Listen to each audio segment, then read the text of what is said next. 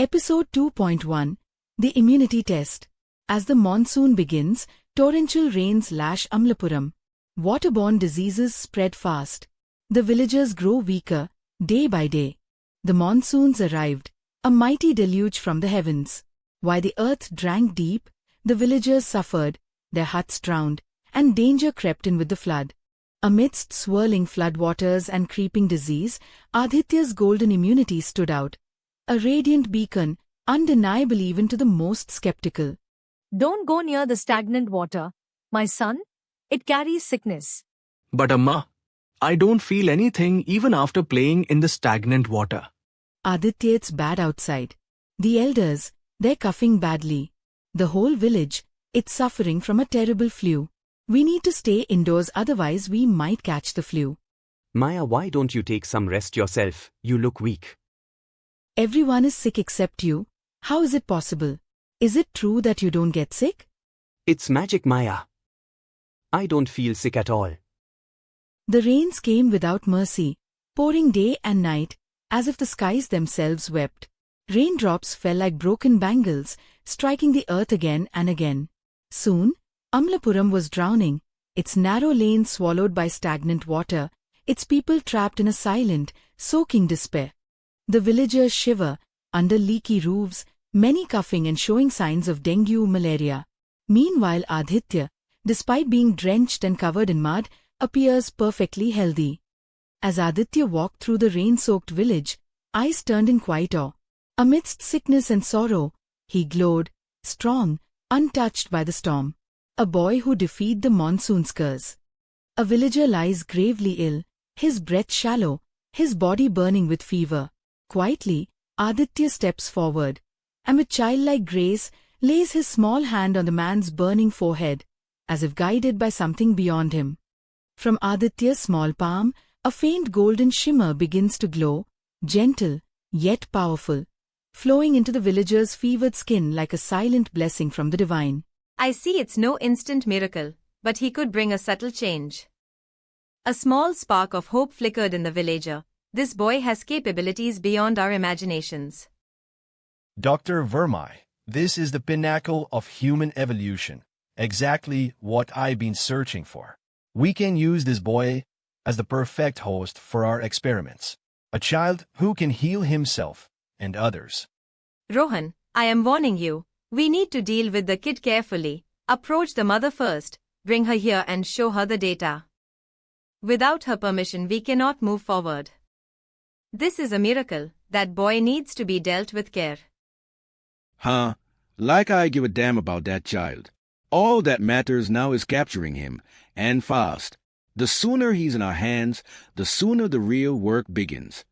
Aadhitya's unique resistance is no longer a rumor but a proven, visible reality to the village.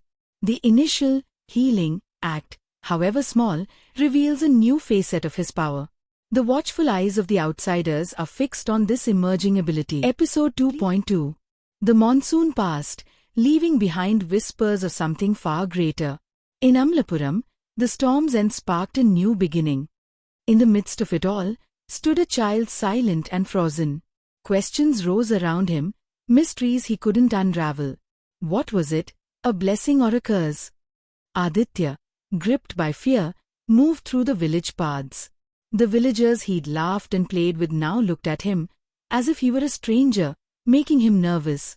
Aadhitya wandered through the village, drawing anxious villagers to him.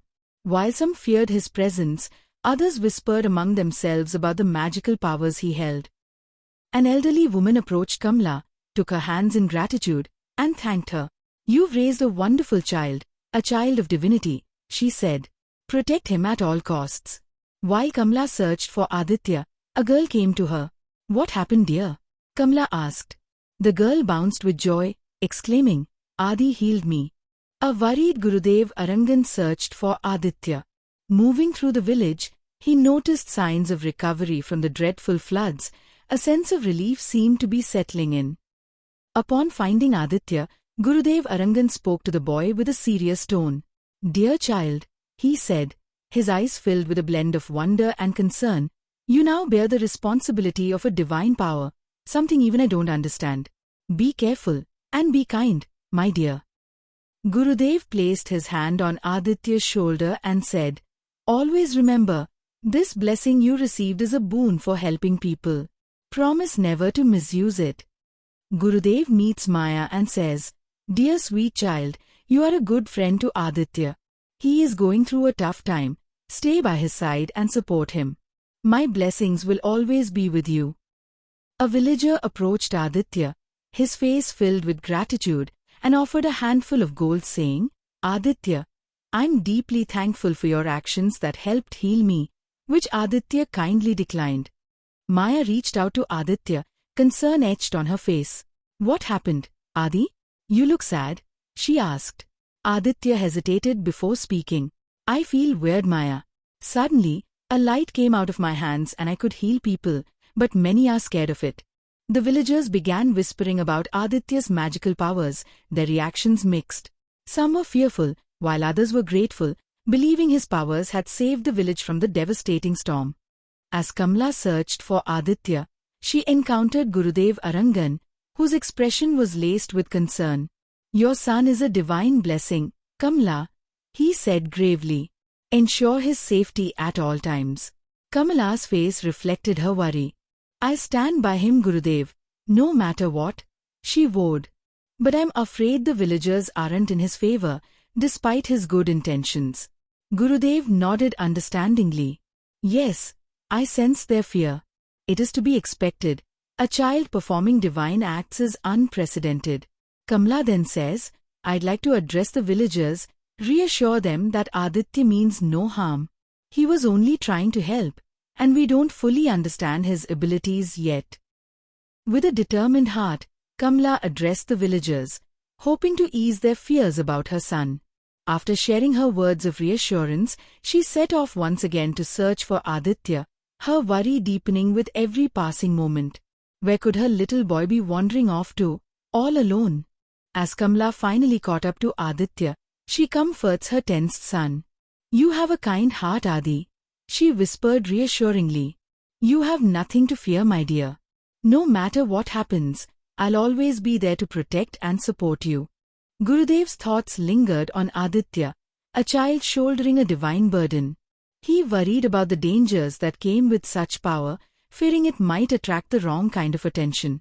And in that moment, a truth echoed in his mind: with great power comes great responsibility.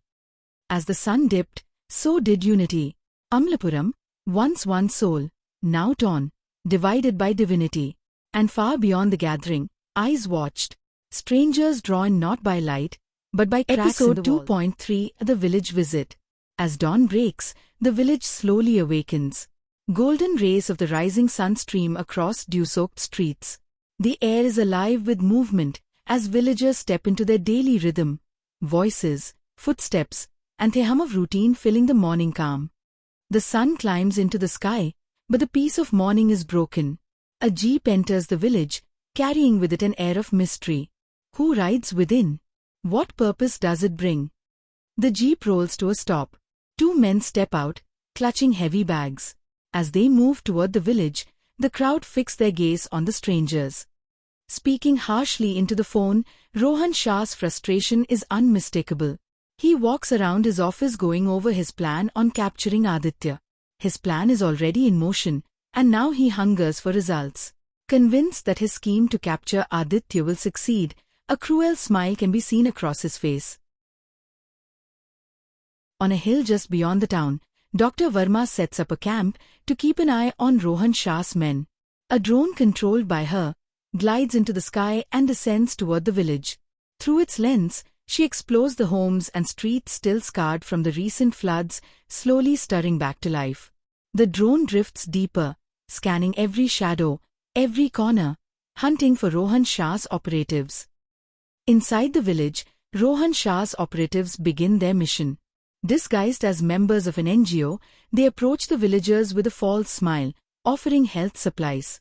Displaying boxes of medicines and kits, they politely request to treat the people, hiding their true intentions beneath a mask of kindness. Through the drone feed, Dr. Verma notices the odd behavior of Rohan's operatives. She instantly senses something isn't right. Taking her phone, She calls Rohan Shah with a firm warning, do not proceed with deception. If you must, be honest with Aadhitya's family first. Back in the village, the operatives face resistance. The people reject their medical supplies because what they truly need is food. The floods had washed away their stores, leaving them empty and hungry. Pointing to their elderly, the villagers plead, not for medicine, but for something to eat. As one operative distracts the villagers with false kindness, another slips quietly into Aadhitya's hut, hunting for traces of his hidden powers. The search yields nothing. He calls Rohan Shah for direction, only to hear the ruthless command, capture Aadhitya, by any means necessary. Lowering the phone, the operative walks away, carefully plotting his next move to ensure nothing goes wrong. As the villagers gather around the operative, Aadhitya and Maya slip away. Maya asks, Adi, isn't it odd? Giving away things for free. Aadhitya replies, I don't know, Maya. Amma said never to trust outsiders. Better we stay away. Maya shrugs. Forget it, let's just go play. The operatives wander through the village, asking questions about Aadhitya's powers. At first, the villagers hesitate, exchanging wary glances, unsure if they should speak. But slowly, their silence breaks, and whispers emerge, stories of a little boy who could radiate light from his hands and heal the sick with a single touch. The operatives corner Aadhitya with questions. How could a boy heal so many? Aadhitya remembers his mother's warning. He nervously replies, I don't know. I just did. Uneasy, he starts to walk away. But before he can, another operative steps in, his voice unusually soft, almost too gentle. With false kindness, he kneels, pretending concern, drawing Aadhitya into a conversation meant to win his trust. As the operatives questioned Aadhitya, a worried Kamla rushed in. She firmly told them they knew nothing of any healing powers and demanded they leave him alone. Taking Aadhitya's hand, she quickly led him away. As Kamla and Aadhitya tried to slip away, one operative drew a gun, threatening her to hand over the boy. Trembling, Kamla pleaded for their safety, then turned to Aadhitya and whispered urgently, Run away, as fast as you can. Aadhitya runs away, Maya joins, together as they near a corner. Bang! A gunshot echoes, an operative fires aiming at the boy. The bullet strikes Maya instead of Aadhitya. Time freezes as he watches his friend collapse, whispering faintly, Adi, Adi. The sound shatters him. Kamla screams, paralyzed in terror, reaching helplessly toward the children. Overwhelmed by fear and anger, Aadhitya feels something deep within him. His breath quickens, his hands tremble, and then, in a blinding instant, an overwhelming force bursts forth. A wave of energy erupts from his body, rippling outward with unstoppable power, lifting everyone and everything nearby into the air as if the earth itself had unleashed its fury. Please like, share and subscribe to Bhartiya Chitravana. Thank you for watching. Follow for more.